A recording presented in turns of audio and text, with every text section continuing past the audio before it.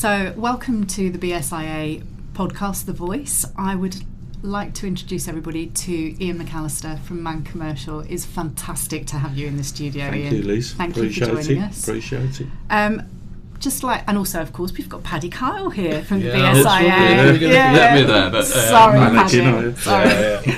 So, Iain, just tell us a bit about yourself. Yeah, so I'm CEO of Man Commercial Protection Limited. So we're based in the West Midlands. Been trading now 32 years. We've been members of the BSIA since 2005. So gone through the 20 years. We've won awards previously with the BSIA, we've hosted the BSIA, we're big fans and helps with the industry.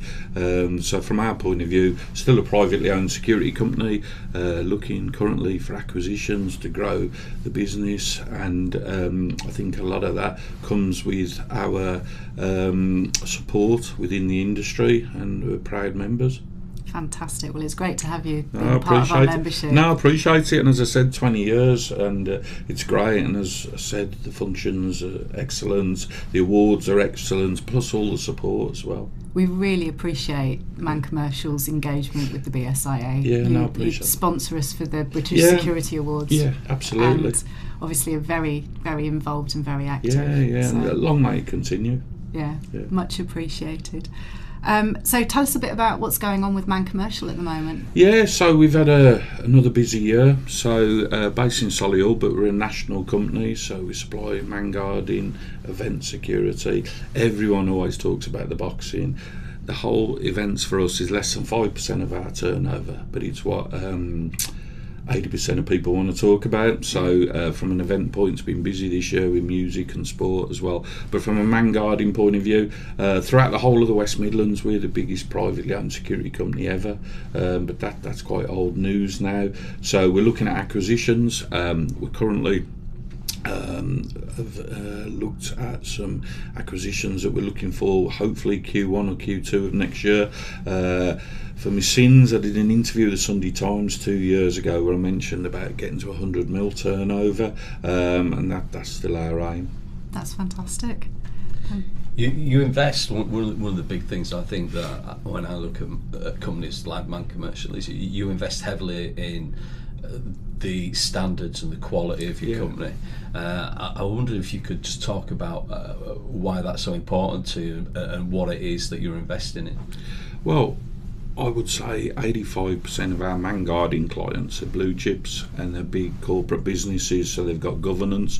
So we've invested heavily over the years. We've won awards for ESG, we've won awards for all of our British standards. We're proud ACS company. I think we were company 34 that went through the ACS all them years ago, 16, 17 years ago. We're proud. We are a security company. We don't do cleaning, we don't push mops around, we don't do any type of FM. We are primarily security. So from our point of view, we're proud of the security industry. So for us to compete with the very big boys, the top 3 or top 4, we've got to have similar standards. So we've had for many years environmental, health and safety, and now we're looking at standards for new things like AI. We're looking at 27001 because we will continue because a lot of our clients are high end. So you've got aviation, you've got super yachts, you've got large logistics, large corporates. So from our point of view, we've got to match the standards that they require. And again, knowing the company, seeing the company and your social media profiles, you mentioned you're not too far away from the BSIA and having that close contact.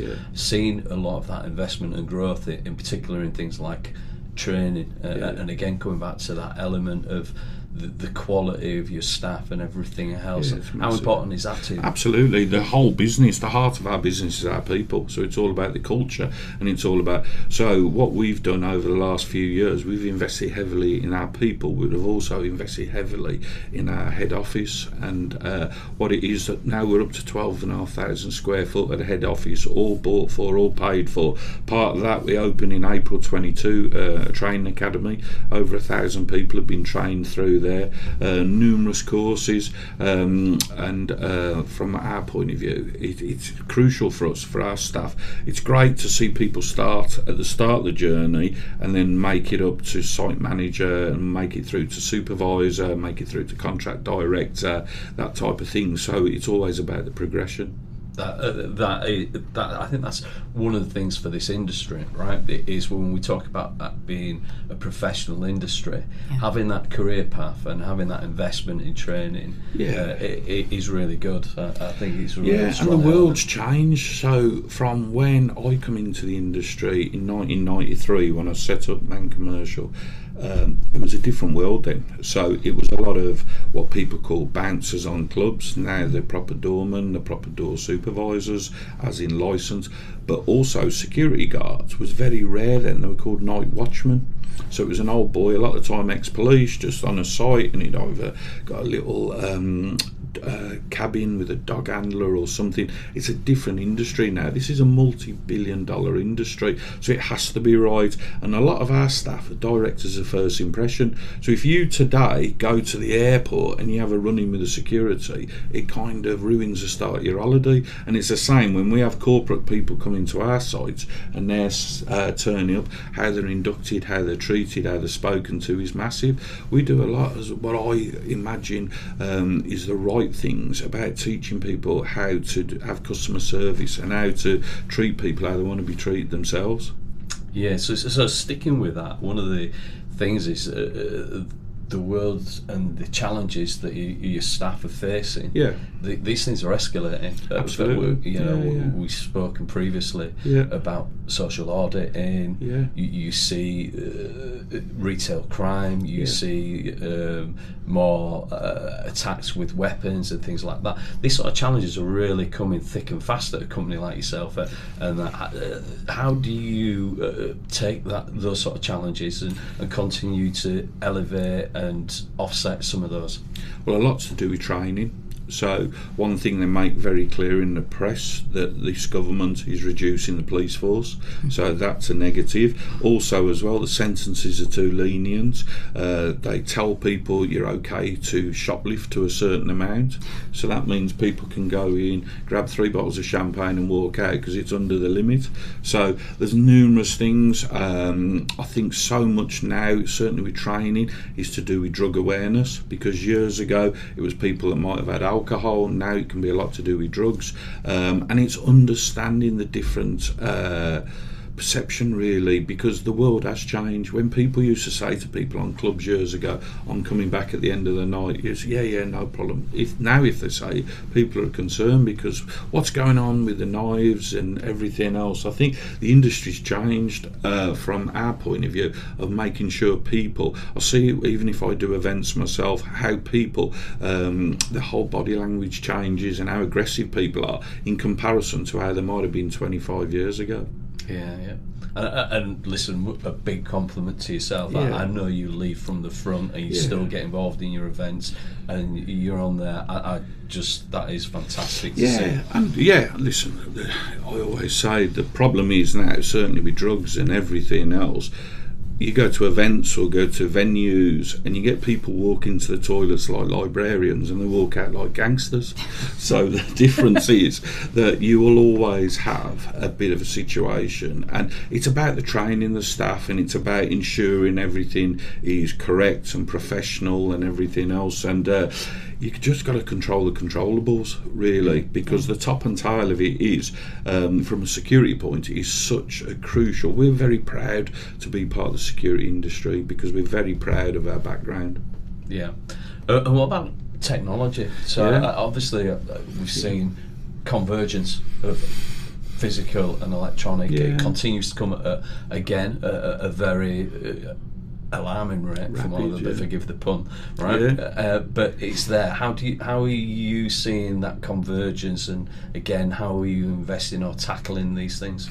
You've got to embrace it. Technology for us, certainly in the last 18 months, we've gone a lot further down. So our 24-hour control room is very technology driven. We've done and rolling out our own company dashboard, which is going to get rid of a lot of DOBs, a lot of on-site stuff which would have been paper generated. From a technology point of view, we've had now for the last 12 months our own e-guards that have been out on site, which are excellent, and we're getting some great feedback with them. AI is crucial because moving forward, if you don't embrace it, you're going to stand still. Absolutely. So it's understanding exactly what it is and understanding how far it can go. But there's great things that can be done. Even from a sales point of view, you've got bots and that out there that can help with your sales. There's that many different things. It's understanding it really. But one of the worst things people can do is just ignore it because it's going to get more.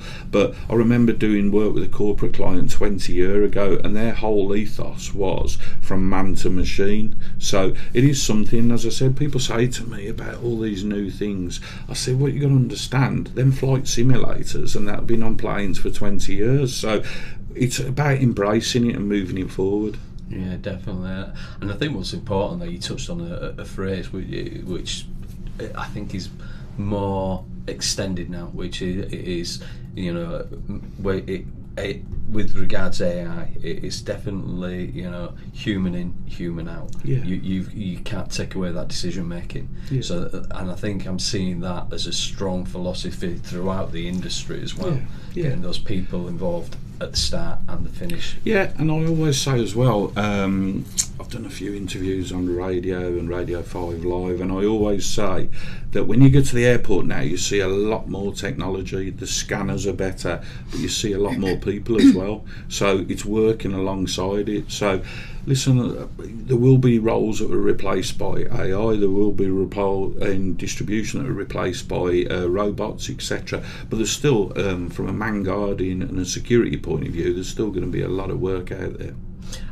And coming back to security and professional security, if I can just bring you back to that, how aware are your clients? You're at the coalface, and you're talking to, you mentioned a lot of blue chip companies there, and just thinking of the general public as well. How aware are they of what professional security looks like in today's society? I'd not be so sure. I still think some people think that when they walk into Tesco's and you've got the guy behind the stand and he's looking at the cameras, I still think they think that blue badge is like a blue pizza badge. I really do. I don't think everybody is security minded. I think we are in the security industry, and I think the whole platform of rolling out a few years ago, doing the 3Ps, and now with the incoming of the S12, hopefully the profile and the presence of the security industry, a lot of people are interested if they're in a business. But I can count on one hand in the last 2 years where we've ever been asked about our ACS score. I can count on numerous occasions where people who are in procurement don't know what security standards are. Yeah. Just for the benefit of anybody who's just joining the podcast, the 3Ps were obviously people, property and places, and it was a campaign that BSIA were running there. And then when we look at other investments in raising, I think that's one of our big ethoses where we stand united with our members in raising that professionalism, which is one of the reasons openly why I asked the question. But it's important really to get that across to the end user and develop their understanding of what professional security, and the more so when we talk about AI and how AI is influencing their decisions and everything. You mentioned all the other challenges that your frontline officers see and the business sees. Yeah, I think one of the biggest issues at the moment, a lot of tenders and a lot of decisions are made by procurement, so it'll be cost driven. So the bigger you are as a business and the more standards you have, you're going to be dearer than companies that can come in and just go for a cost with very limited accreditations. Yeah, I totally get that. I see so many times people aren't putting enough value and emphasis how on it's security. weighted. It can be quite frustrating. I mean, it's frustrating for me, and I'm just a representative of the industry. but that value of professional security it's always been seen as a grudge purchase. Absolutely. And I think really what we're seeing, particularly as times are changing, is that we've got to change that mindset, and it's no longer a grudge purchase. It's a proactive purchase, because the implications, despite all the great things this industry is doing, there are some phenomenal stats out there.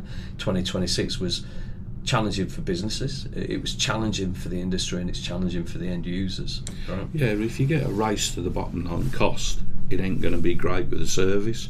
And I do think it's massively that a lot of buyers of security will look outside the expensive companies and go for cheaper company, but that's when you start getting non-ACS companies, that's when you're getting companies that aren't regulated, that's when you're getting companies that haven't got the same standards that we and other people have.